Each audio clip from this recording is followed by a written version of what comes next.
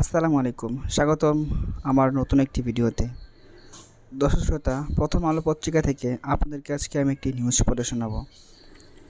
বসুন্ধরার সঙ্গে under table সমঝোতা হয়েছে কিনা জানতে চান হাসনাত আবদুল্লাহ।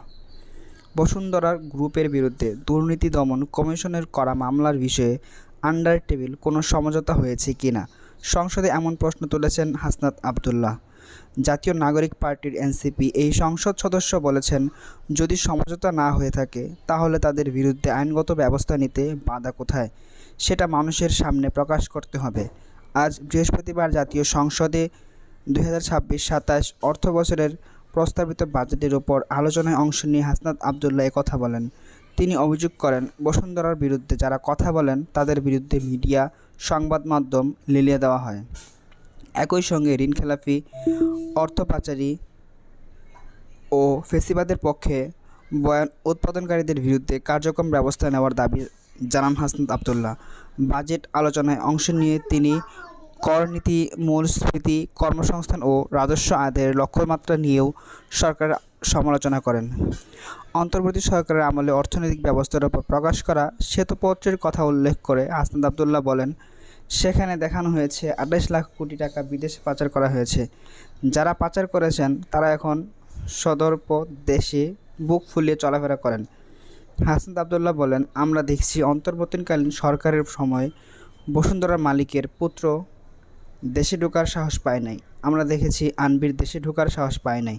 কিন্তু এই সরকার নির্বাচিত হয়ে আসার পর আমরা দেখেছি সদর্পে এই সুবহানের পুত্র এই ধর্ষক দেশে ঢুকেছে। বসুন্ধরার বিরুদ্ধে আইনগত ব্যবস্থা নেওয়ার দাবি জানিয়ে হাসনাত আবদুল্লাহ বলেন, অন্তর্বর্তীকালীন সরকারের সময় দুর্নীতি দমন কমিশনার বসুন্ধরার বিরুদ্ধে মামলা করেন। আমরা দেখেছি এই মামলার কি অগ্রগতি হয়েছে সেটা আমরা জানতে চাই। আমরা জানতে চাই আন্ডার টেবিল কোনো ধরনের সমঝোতা হয়েছে কিনা। যদি সমঝোতা না হয়ে থাকে তাহলে তাদের বিরুদ্ধে আইনগত ব্যবস্থা নিতে বাধাটা কোথায় সেটা বাংলাদেশের মানুষের সামনে প্রকাশ করতে হবে। হাসনাত আবদুল্লাহ আরও বলেন, এই বসুন্ধরা গ্রুপে যারা বিদেশি টাকা পাচার করেছে, মানুষের সম্পদ দখল করেছে এবং মিডিয়ার মধ্য দিয়ে আওয়ামী লীগের গুম, খুন, হত্যাকে যারা বৈধতা দিয়েছে তাদের খুঁটির জোর কোথায় সেটা আমরা জানতে চাই।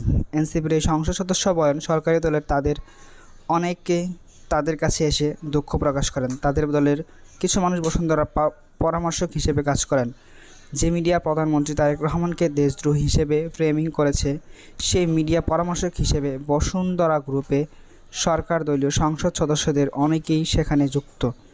ঋণখেলাপি, ব্যাংক দখলকারী, গুম ও খুনের বৈধতা উপাদানকারীদের বিরুদ্ধে পদক্ষেপ দেখতে চান উল্লেখ করে হাসনাত আবদুল্লাহ বলেন, প্রধানমন্ত্রী পরিশোধ পরায়ণ হননি, সেজন্য সাধুবাদ, কিন্তু প্রতিশোধ পরায়ণ না হয় আর সুবিচার নিশ্চিত করা এক নয়।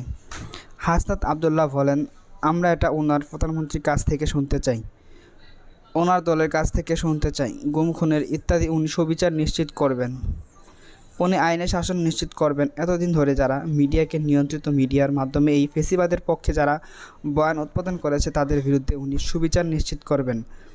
এনবিআরের সক্ষমতা বিবেচনায় রাজস্ব আদায়ের লক্ষ্যমাত্রা কতটা অর্জিত হবে, কিভাবে মূল্যস্ফীতি 7.5% আনা হবে, এসব স্পষ্ট নয়। বিভিন্ন দেশের সঙ্গে তুলনা করে কর্পোরেট কর কমানোর দাবি জানান হাসনাত। কর প্রস্তাবের কথা তুলে ধরে তিনি বলেন, বিদেশিরা বাংলাদেশে ব্যবসা করতে আসবে না। আশা করা হয়েছিল এই বাজেটে বিনিয়োগ বন্ধ হবে, কর্পোরেট কর সহনশীল মাত্রায় কমানো হবে। তা না হওয়া তিনি হতাশ প্রকাশ করেন।